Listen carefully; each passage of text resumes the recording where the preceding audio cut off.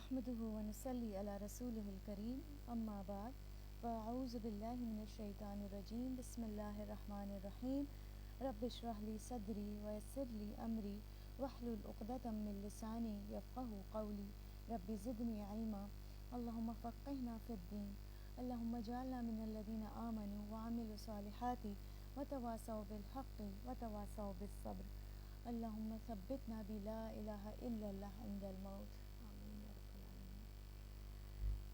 السلام علیکم ورحمۃ اللہ وبرکاتہ.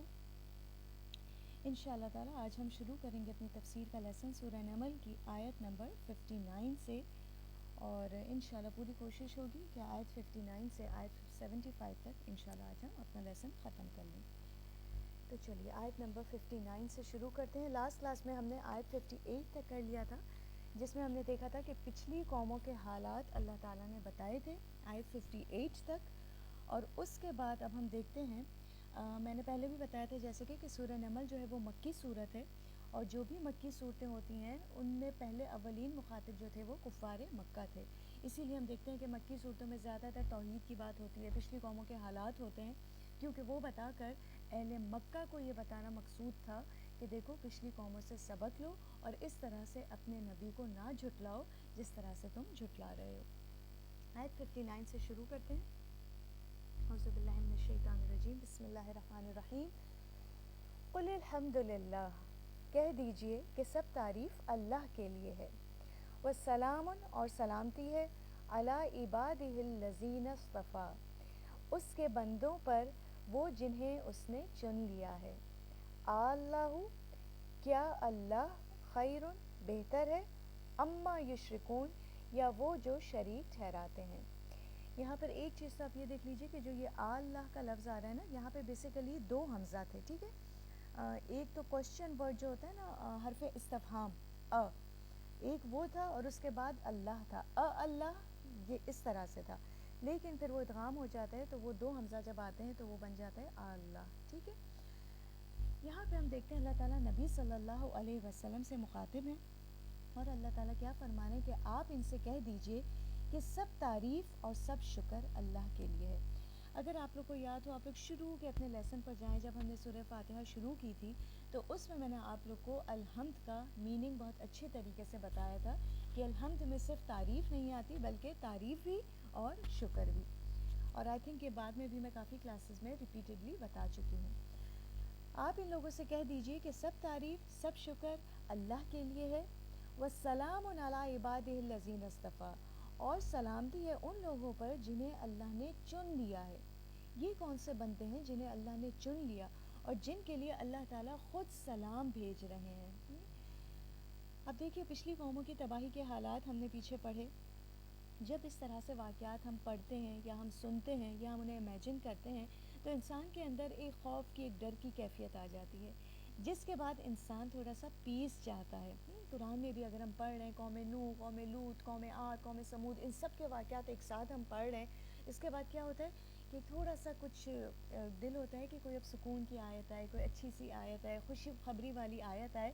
اسی لیے اللہ تعالیٰ نے فوراً انسان کے لیے بتا دیا کہ اچھا سلامتی چاہتے ہو تو سلامتی چاہتے ہو تو ان لوگوں کو فالو کرنا ہوگا جنہیں اللہ نے چن لیا ہے. اور یہ کون سے لوگ ہیں جنہیں اللہ چن لیتے ہیں؟ ایک تو نبی صلی اللہ علیہ وسلم اور باقی تمام پیغمبر، اسی طرح سے صحابہ کرام، اور پھر اسکالرز کہتے ہیں کہ اس میں وہ لوگ بھی آ جاتے ہیں جنہیں اللہ تعالیٰ اپنے دین کے کام کے لیے چن لیتے ہیں، لوگوں تک ہدایت کا پیغام پہنچانے کے لیے چن لیتے ہیں. تو ایسے تمام لوگوں پر اللہ تعالیٰ نے اپنا سلام بھیجا ہے. ایک سلام وہ ہوتا ہے جو ہم بھی روز پڑھتے ہیں، ہے نا، اتحیات میں، تشہد میں، السلام علینا وعلی عباد اللہ الصالحین، لیکن وہ سلام ہماری طرف سے ہوتا ہے اور یہ سلام اللہ کی طرف سے ہے. سبحان اللہ. تو اللہ تعالیٰ یہاں پہ کہہ رہے ہیں کہ وہ تمام لوگ جنہیں میں نے چن لیا ہے، چاہے وہ پیغمبر ہیں، رسول ہیں، چاہے وہ صحابہ کرام ہیں، یا چاہے وہ بعد میں آنے والے لوگ ہیں جو اللہ کے دین کا کام کرتے ہیں، لوگوں تک اللہ کا پیغام پہنچاتے ہیں، لوگوں کو ہدایت کی بات بتاتے ہیں، تو ان سب لوگوں پر اللہ کا سلام ہے. اللہ خیر اما یشرکون، کیا اللہ بہتر ہے یا جو وہ شریک ٹھہرا رہے ہیں. سبحان اللہ. یہاں پہ کیا بات اللہ تعالیٰ ان اہل مکہ سے مخاطب ہیں کہ دیکھو کیا اللہ بہتر ہے یا وہ ہستیاں جنہیں تم شریک ٹھہرا رہے ہو؟ تو اس کا جواب کیا ہے؟ اللہ ہی بہترین ہے. دیر از نو کمپیریزن. یہ اہل مکہ یا آج کے دل میں بھی، آج کے اس میں بھی ہم اسے لے سکتے ہیں، اللہ کو چھوڑ کر جن دوسری ہستیوں کی عبادت کی جاتی ہے انہیں پکارا جاتا ہے، ان ہستیوں کا اور اللہ کا کوئی کمپیریزن نہیں ہے. یہاں پہ ان اہل مکہ کی اور پھر انسان کی عقل کو جھنجھوڑا جا رہا ہے کہ ذرا غور کرو، اللہ خیر اما یشرکون، اللہ بہتر ہے یا جو وہ شریک ٹھہراتے ہیں. وہ رب جو تمام مخلوق کا خالق ہے، جنہیں یہ لوگ پکارتے ہیں، ان ہستیوں کو بھی پیدا کرنے والا کون ہے؟ اللہ سبحانہ و تعالیٰ. تو پھر کس طرح سے تم ان کو اللہ کے ساتھ شریک ٹھہراتے ہو؟ امن خلق السماوات والارض، آیت نمبر 60. یا کون ہے جس نے پیدا کیا آسمانوں کو، والارض اور زمین کو، وانزل لکم من السماء ماء اور نازل کیا تمہارے لیے آسمان سے پانی. آسمان سے کون سا پانی آتا ہے؟ بارش کا پانی. فَأَنبَتْنَا بِهِ حَدَائِقَ ذَاتَ بَہْجَةٍ پھر ہم نے اگائے اس کے ساتھ حدائق باغات، ذات بہجہ رونق والے، تازہ خوبصورت باغات. ما کان لکم ان تنبتوا شجرہا نہ تھا تمہارے لیے کہ تم اگا سکو شجرہا ان کے درخت. کن کے درخت؟ باغوں کے درخت کی طرف اشارہ ہے. اِلٰہٌ مع اللہ کیا کوئی الہ ہے اللہ کے ساتھ؟ بل ہم قوم یعدلون بلکہ وہ تو ایک قوم ہے جو برابر قرار دیتے ہیں یا جو انحراف کرتے ہیں. یہ دونوں میننگ اس میں ہم لے سکتے ہیں. یہاں پر آپ دیکھیں اس آیت میں سوالیہ انداز میں توحید کی دعوت کو ذہنوں میں ڈالا جا رہا ہے کہ لوگوں ذرا سوچو، ذرا غور تو کرو، وہ کون ہے؟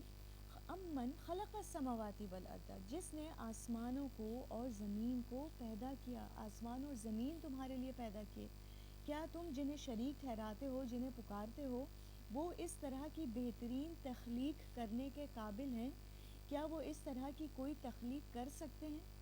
اور اس نے زمین اور آسمان کو بنا کے ایسے ہی نہیں چھوڑ دیا بلکہ پھر تمہارے لیے آسمان سے بارش کا پانی بھی نازل کیا. اور یہ بارش کا پانی انسان کے لیے کتنا بابرکت اور رزق کتنا لے کے آتا ہے. آپ دیکھیے کہ زمین سے بھی جو چیزیں اگتی ہیں، جو ہم کھاتے ہیں، ویجیٹیبلز وغیرہ، جو کھیتوں کو سیراب کرتا ہے پانی، یہ سب کس طرح ہوتا ہے؟ الٹیمیٹ سورس تو بارش کا پانی ہے. وہ اوپر سے نیچے آتا ہے، زمین اسے ایبزارب کرتی ہے، کھیت اسے ایبزارب کرتے ہیں، اسی طرح سے وہ پانی ہمارے دریاؤں میں اور چشموں میں اور اس طرح سے جاتا ہے. سبحان اللہ. تو اللہ تعالیٰ فرمانے کہ ذرا غور کرو ان چھوٹی چھوٹی چیزوں پر جنہیں تم فار گرانٹیڈ لیتے ہو.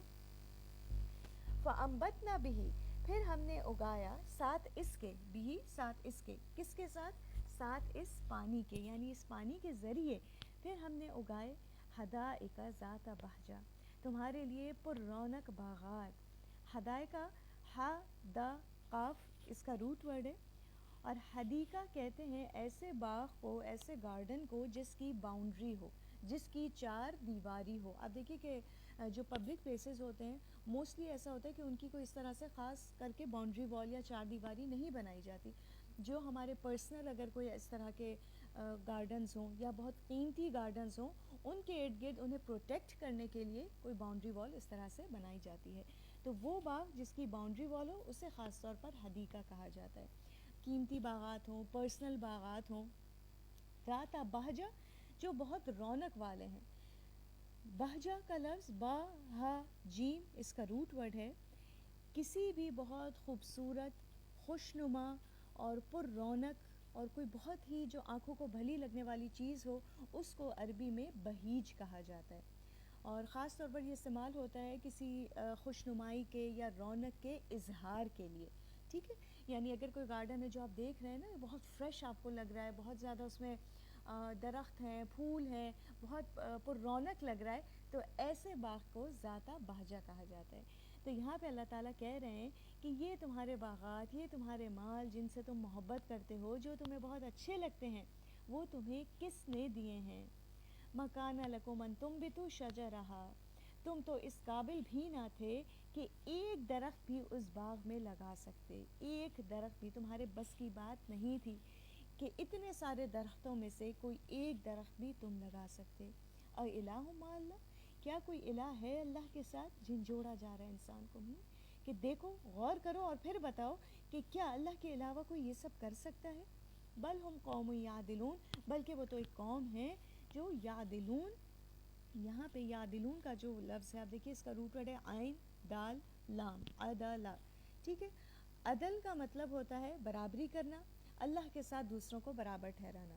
تو اگر ہم عدل سے اس کا میننگ لیں گے تو کیا ہوگا کہ بلکہ وہ تو ایک ایسی قوم ہے جو اللہ کے ساتھ دوسروں کو برابر ٹھہراتے ہیں، دوسروں کو شریک ٹھہراتے ہیں، ان سب چیزوں پر غور نہیں کرتے اور اللہ کے ساتھ دوسری ہستیوں کو شریک ٹھہراتے ہیں.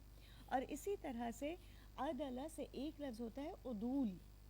عدول کا مطلب ہوتا ہے انحراف کرنا، یعنی سب کچھ جاننے کے بعد بھی حق کو جھٹلا دینا، حق سے منہ موڑ جانا.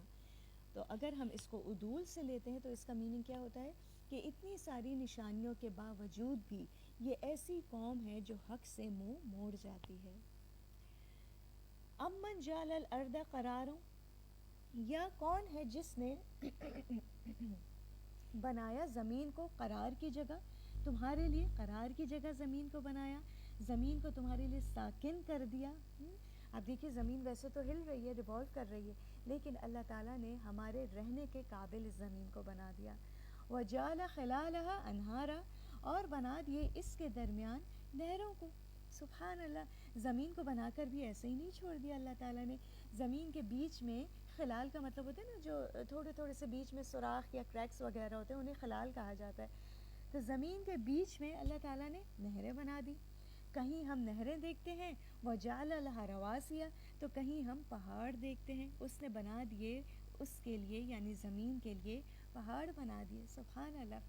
اور واقعی میں آپ دیکھیے کہ آج سائنس نے بھی اس کو پروف کیا ہے کہ اگر یہ پہاڑ نہ ہوتے تو شاید زمین ٹک کر نہ رہ سکتی، ہمارے رہنے کے قابل نہ ہوتی. تو اللہ تعالیٰ نے پہاڑوں کے ذریعے زمین کو ہمارے لیے رہنے کے قابل بنایا، پھر اسی زمین میں ہمارے لیے نہریں بنا دی، پانی کا انتظام کر دیا. وَجَعَلَ بَيْنَ الْبَحْرَيْنِ حَاجِزًا، اور بنائے بین درمیان البحرین دو سمندروں کے حاجزہ ایک رکاوٹ، ایک پردہ. حاجزہ ہا جیم زال اس کا روٹ ورڈ ہے اور اس کے لفظی معنی ہوتے ہیں دو چیزوں کے درمیان کسی رکاوٹ کے لیے آتا ہے. دو چیزوں کے درمیان کوئی رکاوٹ ہو، کوئی آڑ ہو، کوئی پردہ ہو، اس کے لیے حاجزہ کا لفظ آتا ہے. تو یہاں پہ اللہ تعالیٰ فرما رہے ہیں کہ کس طرح دو سمندروں میں بھی اس نے دو سمندروں کے درمیان ایک رکاوٹ بنا دی ہے. سبحان اللہ. اللہ کی قدرت ہے کہ ایک ہی سمندر میں ایک طرف میٹھا پانی ہوتا ہے، ایک طرف کھارا پانی ہوتا ہے، اور کس طرح یہ دونوں پانی آپس میں نہیں ملتے. اور اس کی ڈیٹیل ہم سورہ رحمان میں، سورہ فرقان میں پڑھ چکے ہیں. ایک جگہ سورہ فرقان میں آتا ہے نا ھذا عذب فرات و ھذا ملح اجاج، کہ ایک طرف میٹھا پانی ہے، ایک طرف نمکین پانی ہے. سورہ رحمان میں ہم پڑھ چکے ہیں مرج البحرین یلتقیان، اور اس میں ہم اچھی طریقے سے اس کی ڈیٹیل کو دیکھ چکے ہیں. تو یہ بھی اللہ کی قدرت کی ایک نشانی ہے. الہ مع اللہ، کیا کوئی الہ ہے اللہ کے ساتھ؟ بل اکثرهم لا یعلمون، بلکہ ان میں سے تو اکثر لوگ علم نہیں رکھتے. اتنی واضح نشانیاں بھی ان لوگوں کو نظر نہیں آتی، اور اگر انہیں ان نشانیوں کا دکھایا جاتا ہے، بتایا جاتا ہے، تو وہ ان نشانیوں سے منہ موڑ جاتے ہیں کیونکہ وہ خود جاننا نہیں چاہتے.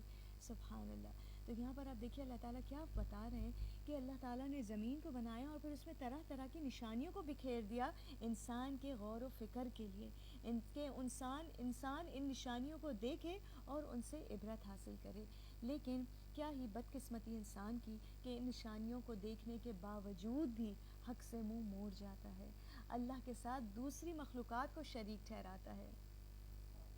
امن یجیب المضطر، یا وہ کون ہے جو جواب دیتا ہے المضطر کو، بے قرار کو، مجبور کو، لاچار کو، اذا دعاہ جب وہ پکارتا ہے، ویکشف السوء اور وہ دور کر دیتا ہے تکلیف کو.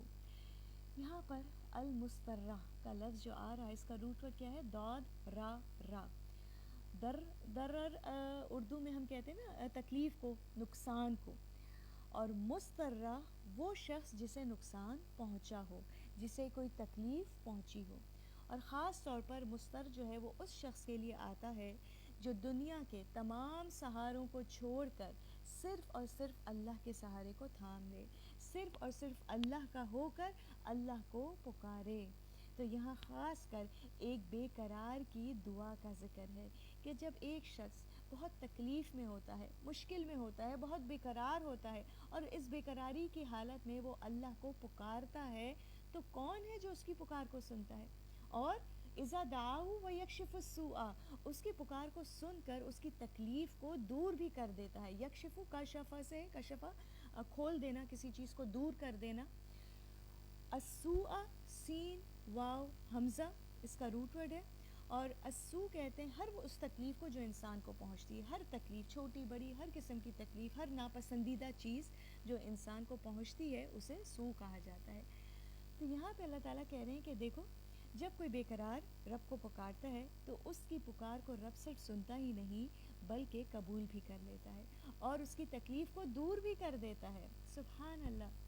اور یہاں پر آپ دیکھیے، اہل مکہ بھی یہی کیا کرتے تھے جب وہ سمندروں میں نکلتے تھے کشتیوں میں اپنی سوار ہو کر، اور کبھی سمندر کے بیچ میں طوفان میں پھنس جاتے تھے، تو اپنے تمام بتوں کو چھوڑ کر اللہ کو پکارتے تھے، اور اللہ تعالیٰ ان کی اس پکار کو سنتا بھی تھا، قبول کر لیتا تھا اور انہیں امن کے ساتھ کنارے پر لے آتا تھا۔ تو اللہ تعالیٰ یہی کہہ رہے ہیں کہ ذرا اس پر بھی غور تو کرو، تم خود اس چیز کا ایکسپیرینس کرتے ہو، تم خود یہ چیز جانتے ہو کہ اللہ کے سوا کوئی تمہاری تکلیف کو دور نہیں کر سکتا، کوئی تمہاری پکار کا جواب نہیں دے سکتا، پھر بھی اللہ کو جھٹلا رہے ہو، اللہ کے ساتھ شریک ٹھہرا رہے ہو۔ وَيَجْعَلُكُمْ خُلَفَاءَ الْأَرْضِ، اور وہ بناتا ہے تم کو زمین کا جانشین۔ اور خلیفہ، انسان زمین میں جو خلیفہ ہے، اس کو بھی ہم پہلے ڈیٹیل میں پڑھ چکے ہیں کہ خلیفہ وہ نسل انسان کو کہتے ہیں کہ جو ایک کے بعد ایک نسل جیسے انسان کی آتی رہتی ہے، پے در پہ ایک جنریشن آتی ہے، وہ جاتی ہے، دوسری آتی ہے، اور اسی طرح سے خلیفہ اس میں بھی آ جاتا ہے، کوئی پوزیشن پر انسان ہوتا ہے، وہ چلا جاتا ہے، اس کے بعد جو اس کا وارث ہوتا ہے وہ اس پوزیشن پر آ جاتا ہے۔ تو یہاں پر اللہ تعالیٰ فرما رہے ہیں کہ ذرا غور تو کرو کہ کس طرح تمہاری ایک جنریشن آتی ہے، وہ جاتی ہے، دوسری آتی ہے، اور اس طرح سے تمہیں اللہ نے زمین میں خلیفہ بھی بنایا۔ الہ مع اللہ، کیا اللہ کے سوا کوئی الہ ہے؟ قلیلا ما تذکرون، کتنی کم تم نصیحت پکڑتے ہو۔ اتنی بڑی بڑی نشانیوں کو دیکھ کر جنہیں تم خود ایکسپیرینس کرتے ہو، مصیبت میں تم خود اپنے تمام بتوں کو چھوڑ کر اللہ کو پکارتے ہو اور دیکھتے ہو کہ کس طرح اللہ تمہاری پکار کا جواب بھی دیتا ہے، لیکن پھر بھی قلیلا ما تذکرون، کوئی نصیحت نہیں پکڑتے۔ خود ایکسپیرینس یہ اہل مکہ اس چیز کو کرتے تھے کہ کتنے سمندر میں جب طوفانوں میں پھنستے تھے اس وقت وہ جانتے تھے کہ اللہ کے سوا نے کوئی نہیں بچا سکتا۔ اسی طرح سے اب دیکھیے فرعون کے بارے میں بھی ہم جانتے ہیں، جب وہ بھی سمندر میں غرق ہو رہا تھا تو اس نے بھی کیا کہا تھا ان دی اینڈ کہ میں ایمان لے آیا اللہ پر، کیونکہ وہ جان گیا تھا کہ یہ جو میں غرق ہو رہا ہوں اس سے بھی مجھے بچانے والی ذات جو ہے وہ صرف اللہ کی ذات ہے۔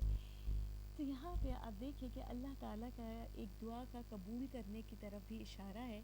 اللہ تعالیٰ فرما رہے ہیں کہ اللہ تعالیٰ بے قرار کی دعا کو سنتے ہیں، اور اگر آپ دیکھیں تو حدیث سے بھی ہمیں پتہ چلتا ہے کہ اللہ تعالیٰ مظلوم کی پکار کو سنتے ہیں چاہے وہ کوئی کافر ہی ہو۔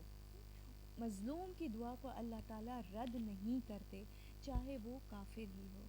تو بات یہاں سے ہم اپنے لیے بھی لیسن لے سکتے ہیں نا کہ ان سب باتوں پر غور کر کے، ٹھیک ہے اگر آپ دیکھیں تو ایک خاص کانٹیکس میں اہل مکہ کے لیے، لیکن جنرل کانٹیکس میں تو ہم سب کے لیے یہ آیات کہ اللہ تعالیٰ کو خالص ہو کر پکارنا ہے، اس بات کا یقین رکھتے ہوئے کہ اللہ پکار کو ضرور سنتے ہیں اور پھر اس پکار کا جواب بھی دیتے ہیں۔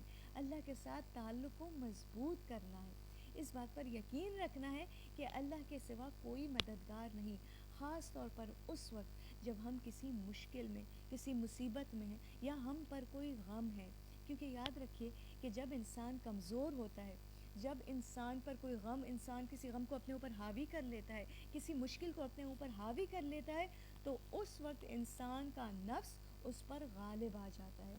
ایسے موقع پر خود کو تھامنے کی ضرورت ہوتی ہے، اور اس کے لیے ہمیں بہت ہی خوبصورت دعا بھی مسنون دعا میں ملتی ہے، اللہم رحمتک ارجو فلا تکلنی الی نفسی طرفۃ عین۔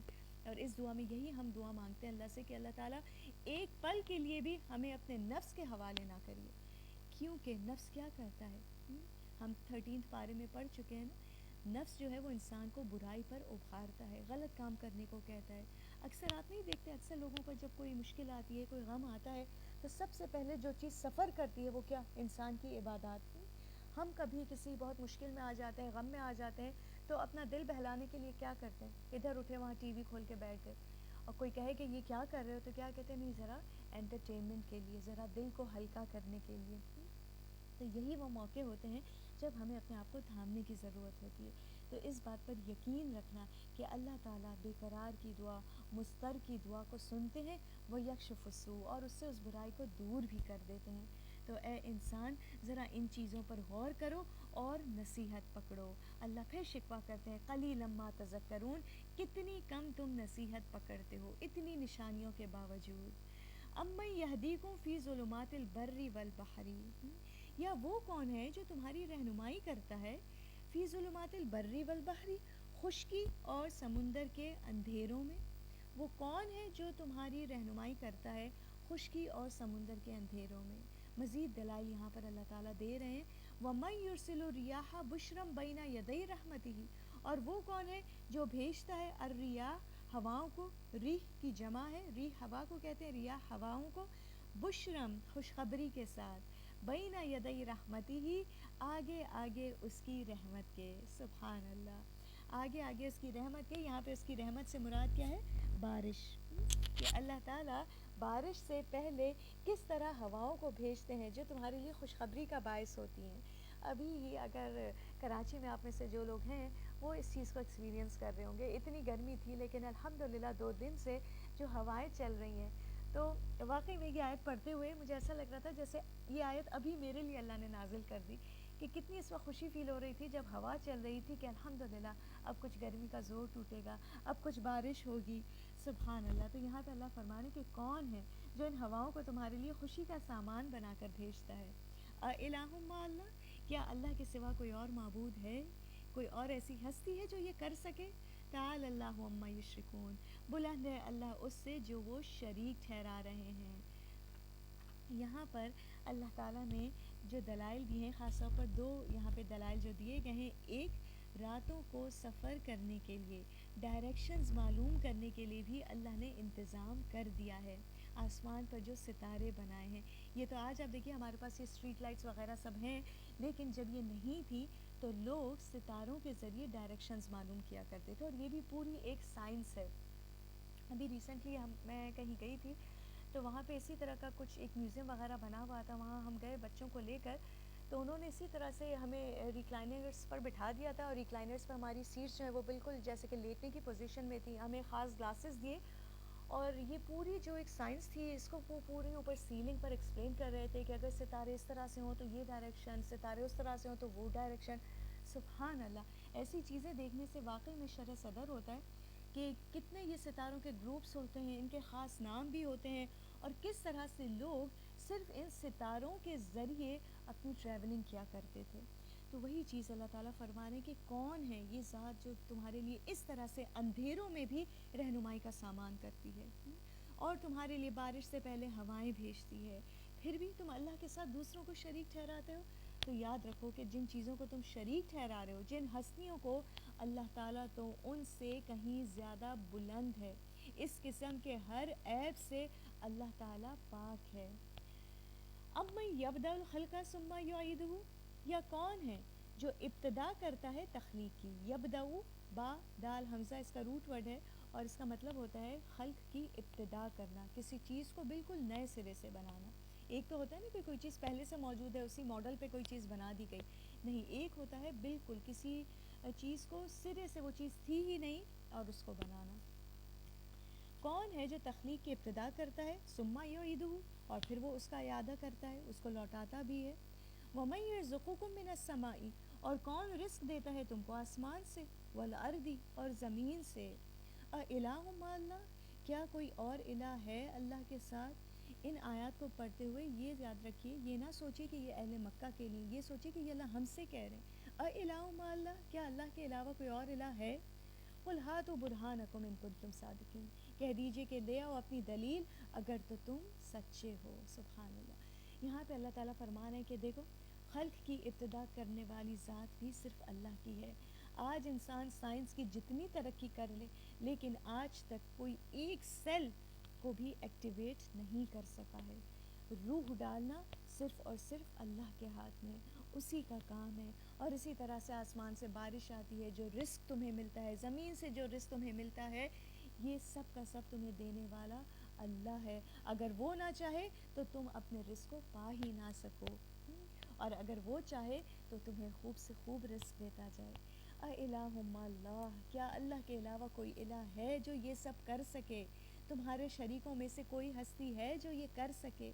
قل ہاتوا برہانکم ان کنتم صادقین، کہہ دیجئے کہ لے آؤ اپنی دلیل اگر تو تم سچے ہو. جو تم ان ہستیوں کو اللہ کے ساتھ شریک ٹھہراتے ہو، اگر ان میں سے کوئی بھی ایسا کچھ کر سکتا ہے تو ٹھیک ہے، ذرا اپنی اس بات کو پروف تو کرو، کوئی اپنی دلیل تو لے کر آؤ اس چیز کی، اس بات کی. قل کہہ دیجئے لا یعلم من فی السماوات والارض الغیب الا اللہ، نہیں جانتا جو آسمانوں میں ہے اور زمین میں ہے غیب کو سوائے اللہ کے. بہت امپورٹنٹ بات یہاں بتائی جا رہی ہے کہ غیب کا علم صرف اللہ کے پاس ہے. آسمانوں میں کون کون ہے؟ فرشتے وغیرہ، یا جتنی بھی مخلوقات آسمانوں میں، پرندے ہیں، فرشتے ہیں. اور اسی طرح سے زمین میں کون ہے؟ انسان اور جنات وغیرہ، جتنی بھی مخلوقات ہیں سب اس میں آ جاتی ہیں. ان سب کے بارے میں اللہ تعالیٰ فرما رہے ہیں کہ دیکھو غیب کا علم کسی کو بھی نہیں سوائے اللہ کی ذات کے. وما یشعرون ایان یبعثون، اور نہیں وہ شعور رکھتے کہ وہ کب دوبارہ اٹھائے جائیں گے. جن کے بارے میں تم یہ دعویٰ کرتے ہو، جن کو تم اللہ کو چھوڑ کر پکارتے ہو اور یہ کہتے ہو کہ وہ غیب جانتے ہیں، جن سے تم غیب کا علم پوچھنے جاتے ہو، تمہارا گمان ہے کہ وہ غیب جانتے ہیں، تو یاد رکھو کہ وہ تو یہ بھی نہیں جانتے کہ انہیں دوبارہ کب اٹھایا جائے گا. وہ تو اپنے بارے میں نہیں جانتے تو وہ غیب کے علم کو کیسے جان سکتے ہیں؟ بہت امپورٹنٹ بات یہاں پتہ چل رہی ہے جس کا تعلق ہمارے ایمان سے ہے. اس بات پر یقین رکھنا کہ غیب کا علم سوائے اللہ کے اور کسی کے پاس نہیں، کسی کاہن کے پاس نہیں، کسی نجومی کے پاس نہیں، کسی پامسٹ کے پاس نہیں. جو لوگ بہت شوق سے جاتے ہیں پامسٹ وغیرہ کے پاس، اور اسی طرح سے یہ جو فارچون ٹیلرز ہوتے ہیں، اس بات پر ہمیں ایز اے مومن، ایز اے مسلم یقین رکھنا ہے کہ غیب کا علم کسی کے پاس نہیں ہے. آپ دیکھیے کہ بہت سخت احادیث اس میں ہمیں ملتی ہیں. حضرت عائشہ رضی اللہ عنہ سے یہ روایت ہے نا کہ نبی صلی اللہ علیہ وسلم نے فرمایا کہ جو شخص کسی کاہن یا نجومی کے پاس جائے، حدیث کا مفہوم آتا ہے کہ جو شخص کسی کاہن یا نجومی کے پاس جائے اور اس کی بات کی تصدیق کرے تو اس کی 40 رات کی نماز قبول نہیں ہوتی. اسی طرح سے ایک اور حدیث کی روایت میں آتا ہے کہ اس کی 40 دن کی توبہ قبول نہیں ہوتی. اور ایک اور حدیث آتی ہے جس میں بہت سخت الفاظ ہے کہ جو بھی کسی کاہن یا نجومی کے پاس گیا، اس سے اس نے معلومات حاصل کرنا چاہیں اور پھر اس کی بات کی تصدیق کی، تو ایسا شخص نبی صلی اللہ علیہ وسلم پر نازل ہونے والی شریعت کا انکاری ہے. اور کتنے مزے سے لوگ جاتے ہیں. اب دیکھیے اگر لوگ یہ کہتے ہیں نا، کبھی اکثر ایسا بھی میں نے سنا ہے کہ لوگ جاتے ہیں کہ اچھا نہیں ہم تو شوق میں جا رہے ہیں، یا کبھی نیوز پیپرز وغیرہ میں وہ ہاروسکوپس وغیرہ کی آتی ہیں تو اچھا نہیں ہم تو بس ایسے ہی پڑھ رہے ہیں. لیکن پھر کیا ہوتا ہے، وہ ایسے ہی ہم پڑھ لیتے ہیں، اس میں سے کبھی کوئی ایک بات سچی ہو جاتی ہے، تو پھر کیا ہوتا ہے دل میں کہ ہاں دیکھو یہ بات سچی ہوگی، ضرور ہو سکتا ہے کہ اس میں کچھ نہ کچھ بات ہو، کوئی نہ کوئی سچائی ہو. اسی لیے ایسی چیزوں سے دور رہنے میں ہی بھلائی ہے، کیونکہ ایسی چیزیں انسان کو پھر آہستہ آہستہ شرک کی طرف، اندھیروں کی طرف لے جاتی ہیں اور انسان کو بھٹکا کر رکھ دیتی ہیں. تو ایسی چیزوں سے ہم خود بھی دور رہیں، اور اگر ہمارے پیاروں میں سے کوئی ان چیزوں میں پڑ گیا ہے تو انہیں بھی ان احادیث کے ذریعے دور کریں. کیونکہ یاد رکھیے اس کا تعلق کس سے ہے؟ ایمان سے ہے. اس چیز پر ایمان ہمارا ہونا ضروری ہے کہ غیب کا علم صرف اللہ کے پاس ہے، ورنہ تو ہمارے اعمال، ہماری عبادات جو ہیں وہ بھی خطرے میں پڑ سکتی ہیں. اسی لیے کسی کاہن کے پاس، کسی پامسٹ کے پاس، کسی نجومی کے پاس، کسی فارچون ٹیلر کے پاس جانا منع ہے. اور یہاں پر یہ بات کون فرما رہے ہیں؟ اللہ تعالیٰ خود فرما رہے ہیں کہ دیکھو غیب کا علم صرف اللہ کے پاس ہے. یہ لوگ جن کے بارے میں تم دعویٰ کرتے ہو، یہ تو خود اپنے بارے میں بھی پورا علم نہیں رکھتے. بل ادارک علمہم فی الآخرۃ، بلکہ تھک گیا ہے، ضائع ہو گیا ہے، فنا ہو گیا ہے ان کا علم آخرت کے معاملے میں. بل ہم فی شک کے منہا، بلکہ وہ تو اس کے معاملے میں شک میں پڑے ہوئے ہیں. کس کے معاملے میں؟ آخرت کے معاملے میں، قیامت کے معاملے میں. بل ہم منہا عمون، بلکہ وہ تو اس کی طرف سے اندھے ہو گئے ہیں. یہاں پر آپ دیکھیں ایک جو خاص لفظ آ رہا ہے ادارکا. ادارکا کا لفظ دال را کاف سے ہے، دارکا. اور درکا کا مطلب ہوتا ہے نیچے کی طرف اترنا. درکا اور درجہ، ٹھیک ہے، اس کے میننگ آلموسٹ سیم ہی ہوتے ہیں، لیکن درجہ میں اوپر چڑھنے کے میننگ آتے ہیں اور درکا میں نیچے کی طرف جانے کے میننگ آتے ہیں. تو درکا کا مطلب ہوتا ہے کسی چیز کی گہرائی میں یا کسی چیز کی تہ میں جانا، سمندر کی گہرائی میں جانا. آپ دیکھیے کہ پہلے زمانے میں جب لوگ جو ہیں وہ ابھی بھی آج بھی ایسا ہی ہوتا ہے، اگر سمندر کی گہرائی میں جانا ہو یا کسی کنویں میں نیچے کی طرف جانا ہو تو ایک رسی کو استعمال کیا جاتا ہے. تو وہ رسی جس کے ساتھ پانی کی تہ تک پہنچا جائے، اس رسی کو بھی درکا کہا جاتا تھا. اس رسی کے ساتھ ایک دوسری رسی ملائی جاتی ہے، اسے درکا کہا جاتا ہے. تو ادراک کا مطلب ہوتا ہے کسی چیز کی گہرائی تک پہنچنا، کسی چیز کو پا لینا، ٹھیک ہے. اور اسی طرح سے کسی چیز کا مسلسل اور پے در پے ہونا. اب مسلسل پے در پے ہونا میں اس طرح سے آپ لے سکتے ہیں کہ وہ رسی جو ہوتی ہے جس کے ذریعے کسی کنویں کی گہرائی تک جانا ہوتا ہے، تو اس میں کیا ہوتا ہے، ایک رسی ہے، اس کے بعد فوراً ہی دوسری رسی اس کے ساتھ باندھ دی جاتی ہے، وہ ختم ہوتی ہے تو فوراً تیسری رسی لا کر اس کے ساتھ باندھ دی جاتی ہے. تو اس طرح کسی چیز کا مسلسل ہونا، ٹھیک ہے. ایزی ورڈز میں ادراک کا مطلب ہے کسی چیز کی گہرائی تک پہنچنا.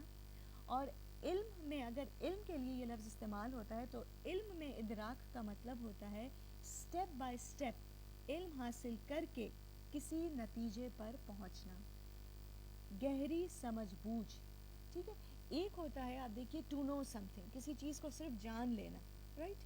اور ایک ہوتا ہے پرسیو کرنا، پرسیپشن. ہم میں سے ہر کسی نے سنا ہوگا نا پرسیپشن کا لفظ. تو ایک ہوتا ہے ٹو نو سم تھنگ اور ایک ہوتا ہے to perceive something. To know is just جاننا، صرف علم حاصل کر لیا. ٹو پرسیو از اس کو گہرائی میں سمجھنا، ادراک کرنا اس کا. اور کسی شارٹ کٹ سے نہیں بلکہ سٹیپ بائی سٹیپ. اور یہ ادراک کا لفظ جب اس طرح سے آتا ہے، ادارک کے فارم میں آتا ہے، تو اس میں تھکنے کے معنی آتے ہیں. یعنی اتنا زیادہ علم حاصل کرنا، اتنی زیادہ ریسرچ کرنا کہ انسان تھک جائے اور اس کی یہ ریسرچ اور علم ضائع ہو جائے، پھر وہ کسی نتیجے پر بھی نہ پہنچے، ٹھیک ہے. تو یہاں پر یہ ادارک ہی آیا ہے. مراد یہ ہے کہ وہ تھک چکے ہیں، ان کا علم تھک چکا ہے فی الآخرتی، آخرت کے معاملے میں. آخرت کے معاملے میں ان کا علم تھک چکا ہے. کن کا؟ ان مشرکین عرب کا. کیوں؟ یہاں پر کیا بات کی جا رہی ہے؟ یہاں پر آپ دیکھیں کہ مشرکین عرب جو تھے وہ آخرت کے معاملے میں خود بھی ایک الجھن کا شکار تھے. نہ وہ قیامت کو پورے طریقے سے مانتے تھے، نہ وہ قیامت کا پورے طریقے سے انکار کر دیتے تھے. رسول کو جھٹلاتے تھے کہ نہیں آپ جو باتیں کر رہے ہیں وہ بس اساطیر الاولین ہے، پہلوں کی کہانیاں ہیں. اسی لیے ان کے بارے میں کہا جا رہا ہے کہ وہ چونکہ رسول کو جھٹلاتے ہیں اور صرف اپنی عقل کی بنا پر قیامت کو، آخرت کو سمجھنا چاہتے ہیں، تو وہ ایسا کبھی نہیں کر پائیں گے. کیونکہ یاد رکھیے کہ زندگی کی ابتدا ہے، زندگی کی انتہا ہے، آخرت کا معاملہ ہے، قیامت کا معاملہ ہے، دوبارہ اٹھائے جانے کا معاملہ ہے، قبر کا معاملہ ہے.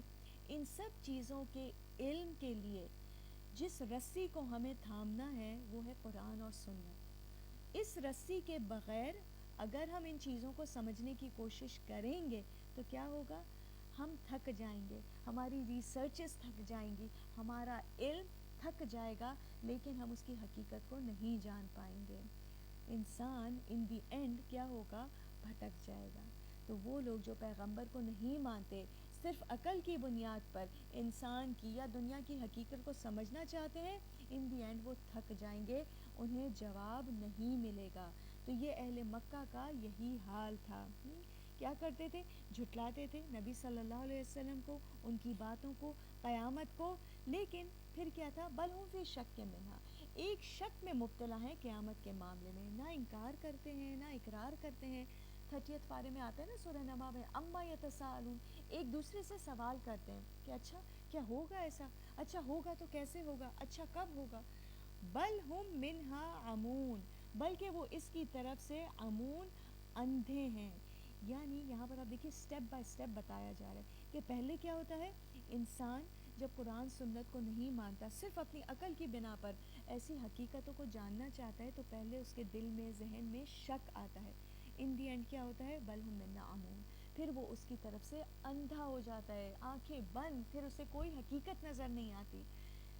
اس کی بہت اچھی مثال آپ اس طرح سے سمجھ سکتے ہیں. آپ دیکھیے کہ آج جو ہماری یوتھ ہے، ہمارے بچے ہیں، ان کا جو سلیبس میں جو انہیں پڑھایا جا رہا ہے، آپ دیکھیے انسان کا جو اوریجن ہے اسی کو دیکھ لیجئے، اس کی کتنی ساری تھیوریز ہیں. اب ایسے میں جس شخص کا ایمان بالغیب پکا ہوگا، وہ کیا کرے گا، ٹھیک ہے ان تھیوریز کو پڑھے گا، لیکن الٹیمیٹلی اس کا ایمان تو اللہ کی ذات پر ہے. وہ ان دی اینڈ یہی کہے گا واللہ عالم، اللہ بہتر جانتے ہیں. اور وہ جانے گا کہ یہ تخلیق کی ابتدا کرنے والی ذات اصل میں تو اللہ کی ذات ہے. ٹھیک ہے سائنٹسٹ جو بھی پروو کر لیں، جو بھی باتیں کر لیں. آج ہمارے بچے جو کچھ پڑھتے ہیں، کیا ہوتا ہے، اگر خدا نہ خواستہ ان کا ایمان بالغیب اتنا مضبوط نہیں ہوتا تو یہی چیز ہوتی ہے، بل ہم فی شک منہا، پہلے وہ اس طرح سے شک میں آتے ہیں، بل ہم منہا عمون، اور پھر کیا ہوتا ہے، ان دی اینڈ ان کی آنکھیں اس تمام حقیقتوں سے بند ہو جاتی ہیں، پھر وہ انہی چیزوں پر بلیو کرنے لگتے ہیں جو انہیں پڑھائی جا رہی ہوتی ہے. ایسے میں ایک لیڈی تھی جو بتا رہی تھی کہ وہ کسی کو جانتی ہیں جن کے بیٹے نے بہت بہت پڑھا، حالانکہ مسلمان ہیں، بیٹے نے اتنی زیادہ ڈگریز کچھ حاصل کی اور کوئی بہت ایک اسپیشل قسم کا سبجیکٹ تھا، آئی تھنک فزکس میں یا کس میں، وہ اس نے پڑھا، اور اس کے بعد اس کی عقل پر ایسے پردے پڑے، مطلب پھر یہ سب باتیں ایسے لوگوں کو فضول لگنے لگی نا، اس شخص کو بھی، کہ جس نے علم تو بہت حاصل کر لیا، اور پھر اپنی والدہ سے وہ یہی کہتا تھا کہ نہیں یہ سب جو باتیں آپ لوگ کرتے ہیں نا، یہ تو بس ایویں بیکار کی باتیں ہیں، دیکھیں سائنس یہ بتاتی ہے، سائنس اس طرح سے پروف کرتی ہے. تو اسی میں ایمان بالغیب کا مضبوط ہونا بہت ضروری ہے، ورنہ انسان کیا ہوتا ہے، پہلا سٹیپ شک میں مبتلا ہوتا ہے، اور پھر ان دی اینڈ وہ ایسی تمام حقیقتوں پر آنکھیں بند کر لیتا ہے، ایمان بالغیب سے اندھا ہو جاتا ہے. اور یہ اہل مکہ بھی یہی کرتے تھے، پیغمبر کو جھٹلاتے تھے، قیامت کو جھٹلاتے تھے، شک میں مبتلا تھے، اپنی عقل کو استعمال کرتے تھے کہ اچھا جب ہم ہڈیاں ہو جائیں گے، مٹی ہو جائیں گے، تو ہم کیسے دوبارہ اٹھائے جائیں گے. اور پھر وہ کیا کہتے تھے، آگے کی آیت میں اللہ فرما رہے ہیں، آیت 67 میں، وقال الذین کفروا، کہتے تھے وہ لوگ جنہوں نے کفر کیا، اَإِذَا كُنَّا تُرَابًا، کیا جب ہم مٹی ہو جائیں گے، وَآبَاؤُنَا، اور ہمارے آباء و اجداد، أَإِنَّا لَمَخْرُجُونَ، کیا ہم دوبارہ پھر اٹھائے جائیں گے. ایسا تو ہو ہی نہیں سکتا، ہم مر کر تو دوبارہ زندہ کیے ہی نہیں جا سکتے. یہاں پر بھی اس آیت میں آپ دیکھیں، آپ کو جو ہے یہ دو بار نظر آ رہا ہے، وقال الذین کفروا اذا كنا ترابا وآباؤنا أإنا لمخرجون.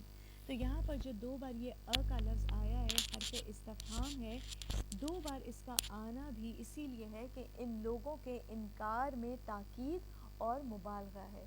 اتنا زیادہ انکار کرتے ہیں کہ یہ تو ہو ہی نہیں سکتا، دوبارہ جی اٹھنا یہ تو ممکن ہی نہیں، یہ کیسے ہو سکتا ہے. لقد وعدنا هذا نحن وآباؤنا من قبل، البتہ تحقیق ہم وعدہ کیے گئے اس بات کا، یہ جو دوبارہ اٹھائے جانے کی بات اے پیغمبر تم کر رہے ہو، تو اس سے پہلے بھی ہم وآباؤنا، اور ہمارے آباء و اجداد، من قبل، اس سے پہلے وہ بھی اسی طرح کے وعدے ان سے بھی کیے گئے. ان ھذا الا اساطیر الاولین، یہ تو صرف پہلوں کی کہانیاں ہیں، قدیم لوگوں کی کہانیاں ہیں کہ ہم دوبارہ اٹھائے جائیں گے اور یہ حساب کتاب دینا ہوگا. یہ صرف اولڈ سٹوریز ہیں، بیکار کی سٹوریز ہیں، اصل میں ایسا کچھ بھی نہیں ہونے والا. قل سیروا فی الارض، کہہ دیجئے ان سے کہ اچھا نہیں مانتے، چلو زمین میں ذرا چل پھر کر تو دیکھو، فانظر کیف کان عاقبۃ المجرمین، اور پھر دیکھو کہ کس طرح ہوا انجام مجرموں کا. اور یہاں پہ مجرم کون ہے، آخرت کا انکار کرنے والے. کہ اچھا اگر تم انکار کرتے ہو، نہیں مانتے، تو ذرا زمین میں چل پھر کر دیکھو کہ آخرت کا انکار کرنے والوں کے ساتھ کیا ہوا. اور آج بھی آپ دیکھیے بہت سی ایسی قوموں کے حالات ہیں، ان کے آثار ہیں جو آج بھی انسان کے لیے عبرت کا سامان ہے. وہ الگ بات ہے کہ انسان انہیں دیکھ کر عبرت نہیں پکڑتا. آپ دیکھیے کہ کچھ تو ایسے بھی کچھ ایسے بھی آثار ہیں اور کچھ نیشنز ایسی بھی ہیں جن کی تباہی کے حالات ہم دیکھتے ہیں، پڑھتے ہیں، جن کے بارے میں کچھ نہیں پتہ کہ ان کے ساتھ ہوا کیا، کچھ جان ہی نہیں سکا انسان. تو یہ سب اللہ کی نشانیاں ہیں جو اللہ تعالیٰ نے زمین میں پھیلا کر رکھی ہے کہ انسان ان کے ذریعے اپنے رب کو پالے، اپنے رب کا قرب حاصل کرے۔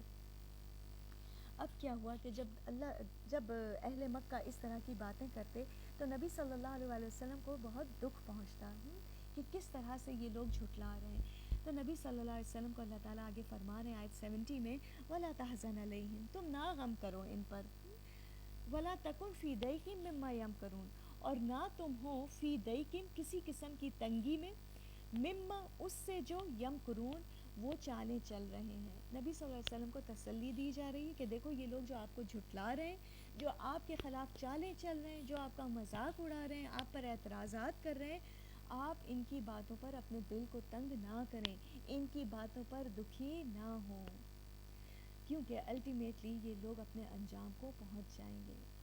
اور یہ لوگ کیا کہتے ہیں، وَيَقُولُونَ، وہ کہتے ہیں، مَتَىٰ هَٰذَا الْوَعْدُ، کب ہوگا یہ وعدہ، ان کنتم صادقین، اگر تو تم سچے ہو، یعنی اے پیغمبر، اے رسول اللہ صلی اللہ علیہ وآلہ وسلم، یہ جو عذاب کا، جو قیامت کا آپ وعدہ ہم سے کرتے ہیں، یہ کب ہوگا؟ اگر آپ سچے ہیں تو چلیں، ہم تو آپ کو جھٹلا رہے ہیں، ابھی لے آئیے آپ ہم پر یہ عذاب، یہ قیامت لے آئیے۔ قل، کہہ دیجئے، اب نبی صلی اللہ علیہ وسلم سے کہا جا رہا ہے کہ ان کی اس بات کے جواب میں ان سے کہہ دیں، عسیٰ، امید ہے، ان یکون ردف لکم، کہ ہو سکتا ہے بس ابھی یہ پیچھے ہی لگی ہوئی، بالکل ساتھ ہے، لکم تمہارے لیے، بعد الذی تستعجلون، وہ چیز جو تم مانگ رہے ہو، جس میں تم جلدی مچا رہے ہو۔ نبی صلی اللہ علیہ وسلم سے کہا جا رہا ہے کہ ان لوگوں کو کہہ دو کہ یہ جو قیامت اور عذاب مانگ رہے ہیں تو یہ کچھ دور نہیں، بلکہ بس یہ ابھی ان کے ساتھ ہی ہے، بالکل پیچھے ہے، آنے ہی والی ہے۔ ردفہ، رادافہ اس کا روٹ ورڈ ہے اور اس کا مطلب ہوتا ہے پیچھے آنے والا۔ رادف کہتے ہیں ایک سوار کے پیچھے دوسرے سوار کو، یعنی اگر ایک کوئی سواری ہے جیسے کہ گھوڑا ہے، اس پر دو لوگ بیٹھے ہیں تو جو پیچھے شخص بیٹھا ہوا ہے وہ ردیف ہوتا ہے، ٹھیک ہے، ردیف یعنی پیچھے والا۔ تو ردفہ کہ بس یہ ابھی آنے والی ہے، بالکل پیچھے ہی تو ہے یہ تمہارے لیے، تم اس چیز کی جلدی مچا رہے ہو، تم یہ سمجھتے ہو کہ یہ دور ہے، نہیں، بالکل قریب ہے، آنے والی ہے۔ وَإِنَّ رَبَّكَ لَذُو فَضْلٍ عَلَى النَّاسِ، اور بے شک یہ تو تمہارے رب کا البتہ بڑا فضل ہے، وَلَكِنَّ أَكْثَرَهُمْ لَا يَشْكُرُونَ، لیکن ان میں سے اکثر شکر نہیں کرتے۔ یہاں پہ قیامت کی عذاب کی بات ہے کہ وہ لوگ کہتے ہیں کہ لے آئیے، اور نبی صلی اللہ علیہ وسلم سے فرمایا گیا کہ اچھا انہیں بتا دو کہ بس ابھی آنے والی ہے، اور پھر اللہ تعالیٰ نے اپنے فضل کی بات کی۔ یہاں پر کون سے فضل کی بات ہو رہی ہے؟ اب دیکھیے اللہ تعالیٰ فرمانے کہ ان سے کہو کہ یہ تو اللہ کا بہت فضل ہے تمہارے رب کا کہ تمہاری ان باتوں پر تمہیں فوراً نہیں پکڑتا، تمہیں مہلت دے رہا ہے کہ سدھر جاؤ، توبہ کر لو، لیکن تم شکر نہیں کرتے۔ یہ جو مہلت تمہیں نعمت کے طور پر مل رہی ہے، تم اس نعمت کا شکر ادا نہیں کرتے، تو شکر ادا کرو کہ تمہارا رب تمہیں فوراً نہیں پکڑ رہا۔ اب دیکھیے ہمیں بھی اس چیز پر کتنا شکر ادا کرنے کی ضرورت ہے، کتنے ایسی باتیں ہیں، ایسے غلط کام ہیں، ایسے گناہ ہیں جو ہم سے ہو جاتے ہیں، لیکن ہمارا رب ہمیں فوراً نہیں پکڑتا۔ ایسا نہیں ہوتا کہ یہاں ہم نے جھوٹ کہا، یہاں میری زبان کٹ کر گر گئی، یہاں ہم نے اپنے ہاتھوں سے کسی کو تکلیف دی، وہاں ہمارے ہاتھ کٹ کر گر گئے، نہیں، اللہ تعالیٰ مہلت دیتے ہیں۔ تو اس نعمت مہلت پر بھی شکر ادا کرنے کی ضرورت ہے، توبہ کرنے کی ضرورت ہے، اپنی اصلاح کرنے کی ضرورت ہے۔ تو یہاں پر اہل مکہ سے کہا جا رہا ہے دیکھو شکر کرو کہ تمہاری ان باتوں پر تمہارا رب تمہیں پکڑ نہیں رہا۔ وَإِنَّ رَبَّكَ لَيَعْلَمُ مَا تُكِنُّ صُدُورُهُمْ وَمَا يُعْلِنُونَ، اور بے شک تمہارا رب البتہ جانتا ہے، یہاں پہ جو یہ لام آ رہا ہے نا، لام زبر لا، یہ تاکید کا ہے کہ تمہارا رب ضرور جانتا ہے، ما تُكِنُّ صُدُورُهُمْ وَمَا يُعْلِنُونَ، جو کچھ تم چھپاتے، جو کچھ وہ چھپاتے ہیں اپنے سینوں میں اور جو کچھ وہ ظاہر کرتے ہیں۔ تمہارا رب جو ہے تمہارے سینوں کے رازوں کو بھی جانتا ہے۔ تو کنو کا جو لفظ ہے نا، کاف نون نون سے ہے، اور الکنو عربی میں کہتے ہیں اس چیز کو جس میں کسی چیز کو سیف کر کے رکھ دیا جائے، محفوظ کر کے رکھ دیا جائے، چھپا کر رکھ دیا جائے۔ تو چھپنے چھپانے کے معنوں میں یہ تکنو کا جو لفظ ہے جو یہ استعمال ہوتا ہے۔ تکنو صدورہم، جو کچھ وہ چھپاتے ہیں ان کے سینوں میں، وما یعلنون، اور جو کچھ وہ ظاہر کرتے ہیں۔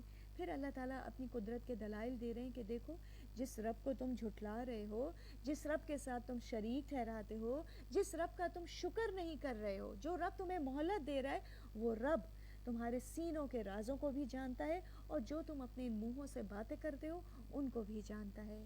وما من غائبۃ فی السماء والارض، اور نہیں کوئی بھی چیز غائب ہونے والی آسمان میں اور زمین میں، الا فی کتاب مبین، لیکن وہ ایک روشن کتاب میں ہے. سبحان اللہ. وہی بات ہے ایمان بالغیب اور اپنے ایمان کو مضبوط کرنے کی بات، کہ کائنات کی ہر چیز کا ریکارڈ، بالکل ایکوریٹ ریکارڈ اللہ کے پاس ایک کتاب میں محفوظ ہے. وہ رب ہے جو کسی ذرے سے بھی بے خبر نہیں ہے. تمہارے سینوں کے رازوں کو بھی جانتا ہے. کائنات کی ہر چیز کا ریکارڈ اس کے پاس محفوظ ہے. تو بتاؤ اس رب کے ساتھ الہ مع اللہ، کیا کوئی الہ اس کے ساتھ ہو سکتا ہے؟ تو جواب کیا ہے؟ نہیں. وہ رب اپنی آپ، اپنی ذات میں، اپنی صفات میں بالکل اکیلا ہے، واحد ہے، احد ہے. یہ تلاوت سن لیتے ہیں. آج ہمارا لیسن یہیں تک ہے، آیت 75 تک. اب ان آیات کی تلاوت سنتے ہوئے جو ابھی ہم نے ٹرانسلیشن اور تفسیر کی ہے اس کو اپنے ذہنوں میں ضرور ایک ریویژن کے طور پر دہراتے جائیے. بسم اللہ الرحمن الرحیم. أَمَّنْ خَلَقَ السَّمَاوَاتِ وَالْأَرْضَ وَأَنزَلَ لَكُم مِّنَ السَّمَاءِ مَاءً فَأَنبَتْنَا بِهِ حَدَائِقَ ذَاتَ بَهْجَةٍ مَّا كَانَ لَكُمْ أَن تُنبِتُوا شَجَرَهَا أَإِلَٰهٌ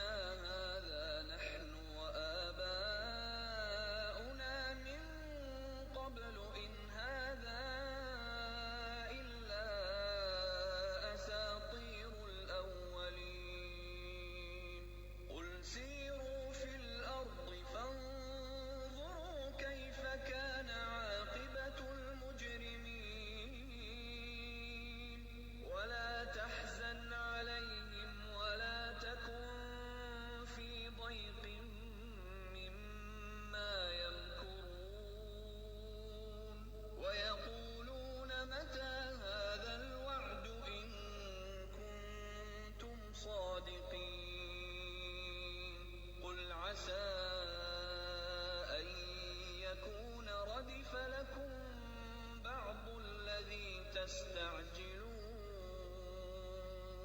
وإن ربك لذو فضل على الناس ولكن أكثرهم لا يشكرون وإن ربك ليعلم ما تكن صدورهم وما يعلنون وما من غائبة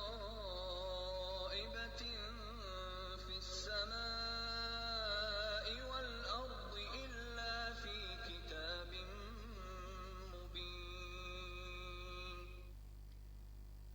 وآخر دعوانا أن الحمد لله رب العالمين. سبحانك اللهم وبحمدك أشهد أن لا إله إلا أنت أستغفرك وأتوب إليك. السلام علیکم ورحمۃ اللہ وبرکاتہ.